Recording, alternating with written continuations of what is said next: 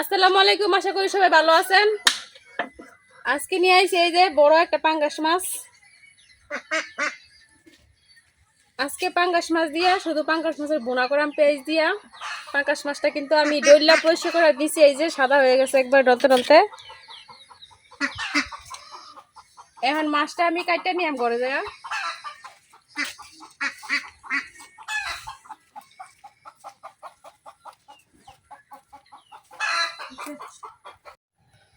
মাছটা আমি কাটতে পড়ছি, এই যে মাছটা আমি কাটতে লইতেছি।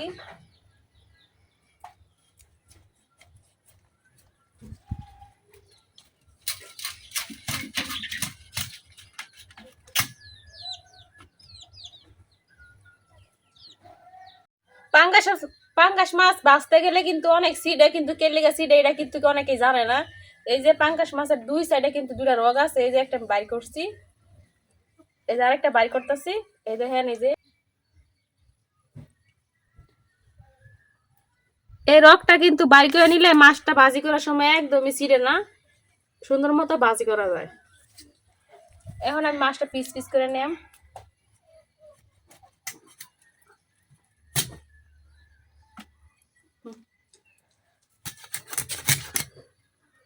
সবটুকু মাছ আমি কিন্তু এভাবে পিস করে নিতেছি। মাছগুলা কিন্তু আমি কাটতে পরিষ্কার করে ধুয়ে নিছি। এখন সবগুলা মাছ তো রান্না করতাম না, এই জায়গা থেকে কিছু মাছ রান্না করে আমার কিছু মাছ রাইখা দেম। 4 পিস মাছ নিছি আর 1 পিস মাথা নিছি। আজকে আমি এগুলাই বোনা করাম ভাজি করে, আর বাকি মাছগুলা যেগুলো আছে এগুলো আমি ফ্রিজে রাইখা দেম।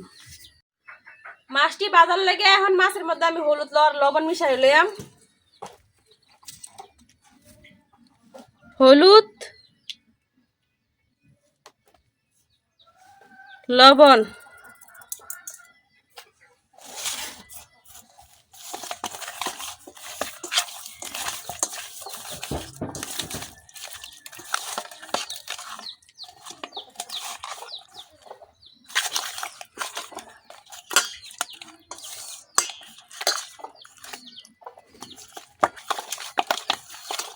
মাছের সাথে কিন্তু আমি হলুদ আর লবণ খুব ভালোভাবে মিশাই লইছি।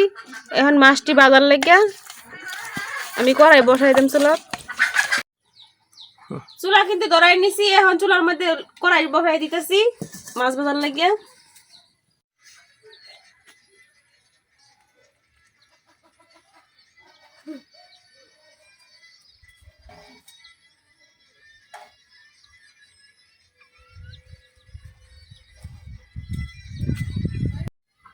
কড়াই কিন্তু গরম হয়ে গেছে, এখন কড়াই আমি তেল দিতেছি।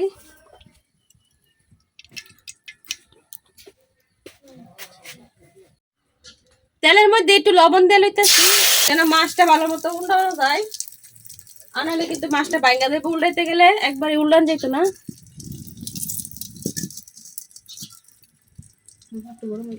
তেলটা কিন্তু গরম হয়ে গেছে, এখন আমি তেলের মধ্যে মাছ দিয়ে লইতেছি।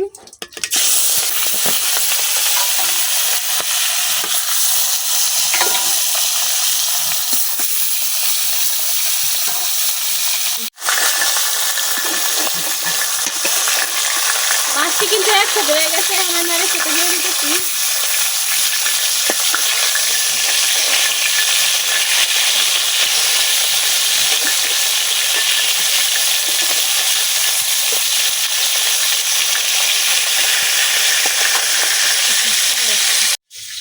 মাছটি ভাজা হইতে হইতে আমি এদিকে পেঁয়াজ গুলো কাটতে নিতেছি।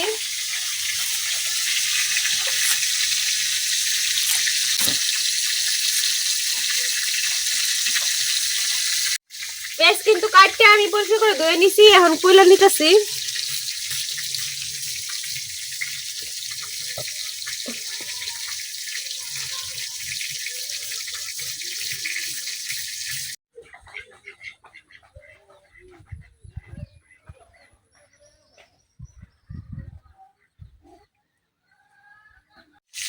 মাছগুলা কিন্তু ভাজা হয়ে গেছে, এখন আমি উড়াই দিতেছি।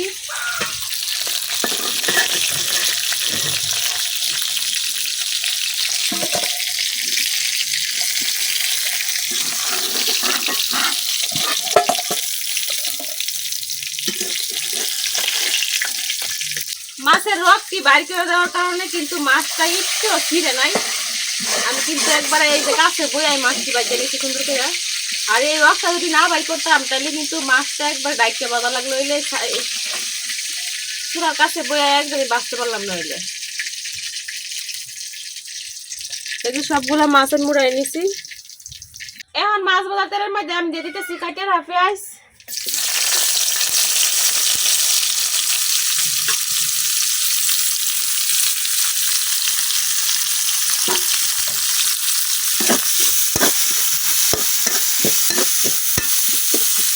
এখন পেঁয়াজটি আমি লাল লাল করে ভাজা নিলাম।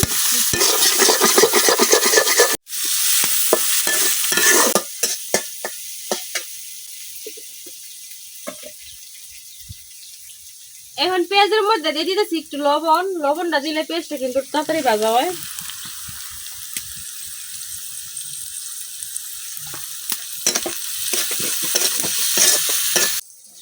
পেঁয়াজটা কিন্তু ভাজা হয়ে গেছে। এখন পেঁয়াজের মধ্যে দিয়ে দেব একটু পানি।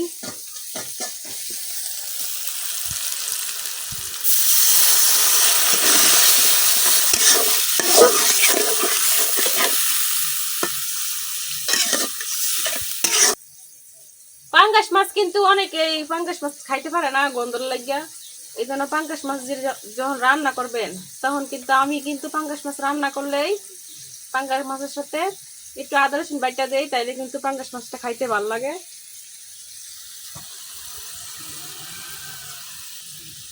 দিয়ে দিতেছি আদা রসুন বাটা 1 চামচ।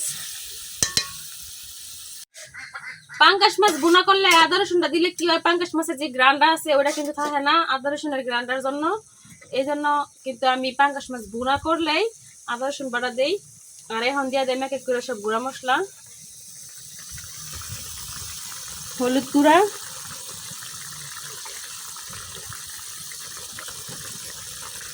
মরিচ গুঁড়া,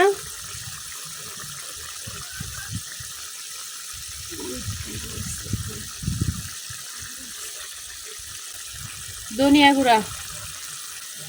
লবণটা কিন্তু আমি আগেই দিছি, এখন আর লবণ দিতাম না।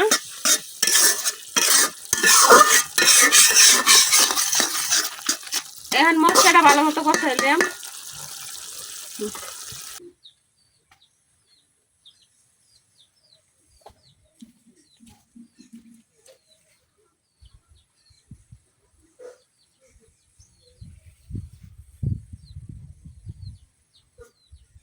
মশলাটা কিন্তু আমি খুব সুন্দর করে কষাই নিছি। এখন দিয়ে দিতেছি মাছগুলো।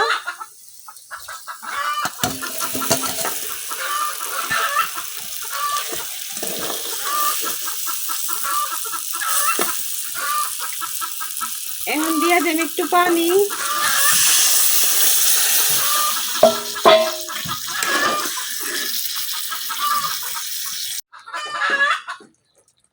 পানি দেওয়া কিন্তু হয়ে গেছে। আর আমি মশলার সাথে মাছের সাথে খুব সুন্দর করে পানিটা মিশিয়ে নিছি। দেখেন মাছটা দিতে আমি ভুনা করাম, এই জন্য কিন্তু পানির পরিমাণটা অনেকটাই কম দিছি। এখন তরকারিটা ডাইকা রান্না করে নেন।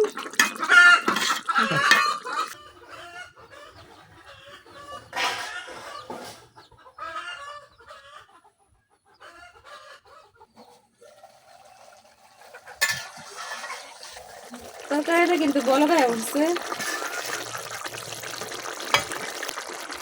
এখন দিয়ে দিতেছি কাটে রাখা কাঁচামরিচ।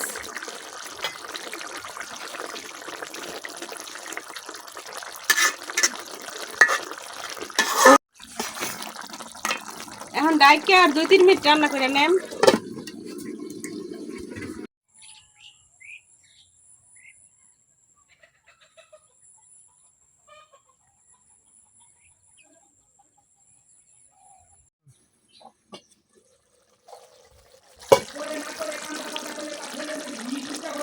তরকারিটা কিন্তু হয়ে গেছে, এখন আমি নামাই নেম।